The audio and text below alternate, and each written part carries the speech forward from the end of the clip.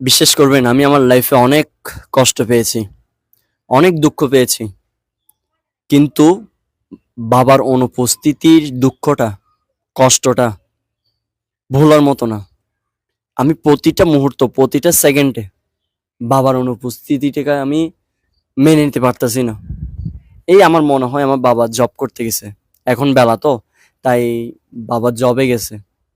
রাতে মনে হয় বাবা নাইট ডিউটি করতে গেছে। এভাবে দিন কাটিয়ে দিই। কিন্তু ওইটা মনের মধ্যে আমি বসাতে পারতেছি না যে বাবাটা যে মারা গেছে, বাবাটা যে কবরের মধ্যে শুয়ে আছে, এটা আমি মানে বিশ্বাস করে উঠতে পারতেছি না। মনকে বুঝ দিতে পারতেছি না।